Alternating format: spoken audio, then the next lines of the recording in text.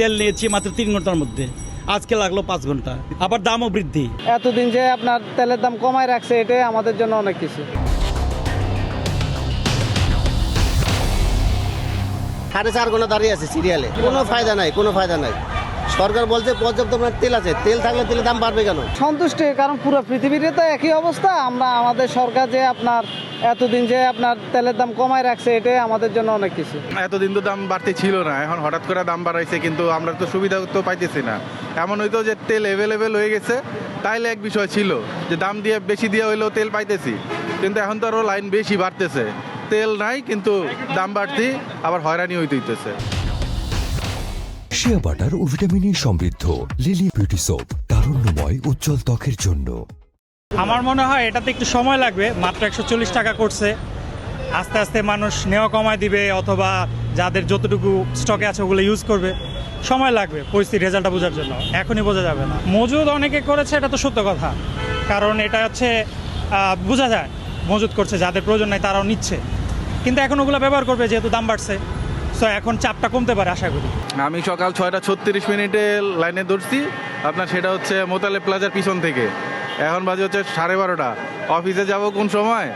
আর আজকে তো অফিস শেষ আমার, বুঝেন নাই? বসও দেখা যাবো যে ছুটি ছাড়া কাইটা দিয়ে শেষ করে দিচ্ছে। যে আমার আরেক কলিগ আছে সাথে। লাভ হইতো যদি বাড়ানোর পরে সিরিয়াল আরো দ্রুত টানতো, তাহলে লাভ হইতো। দেখেন, আমি সকাল 10টা বাজে আসছি, আমি একটা অফিসে চাকরি করি, কারণ আমি অফিসে আজকে সারাদিন যাইতে পারি নাই শুধু তেলের জন্য।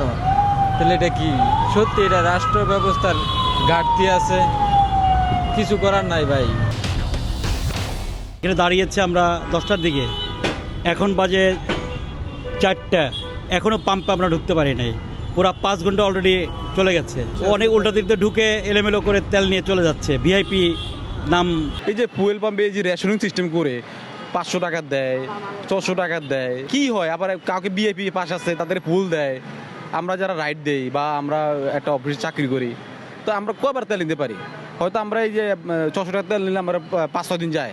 একটা মাস ধরে মানুষের এই ভোগান্তি, চরম ভোগান্তি। ঠিক আছে, দাম বৃদ্ধি করা হয়েছে, ভালো কথা। তা আজকে তো স্বাভাবিক হওয়ার কথা, কিন্তু কোনো পাম্পে, ঢাকার শহরে কোনো পাম্পেই স্বাভাবিক নাই। আরও বেশি যানজট সৃষ্টি হয়ে গেছে।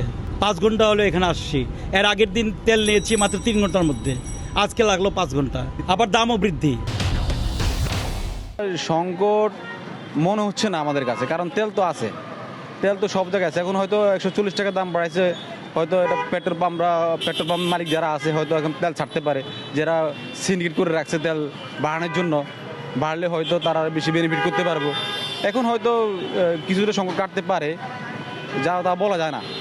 হ্যাঁ, আজকের দিনে তো এই যে তেলের দাম বাড়ছে 140 টাকা লিটার, তাও তো দেখতেছি এখন ভোর 6টার থেকে সিরিয়াল দিয়ে দাঁড়ায় আছি, তাও তেল পাইতেছি না। সরকার চাইলে হয়তো আরও আগে বাড়াইতে পারতো, কিন্তু সরকার যেহেতু ভালো মনে করছে আপনার তেলের দাম না বাড়াইয়া মানুষের শান্তিতে রাখার জন্য, ওটাই হচ্ছে সবচেয়ে বড় জন্য। তেলের ভোগান্তিটা কমে নাই, তেলের ভোগান্তি আগের মতোই আছে।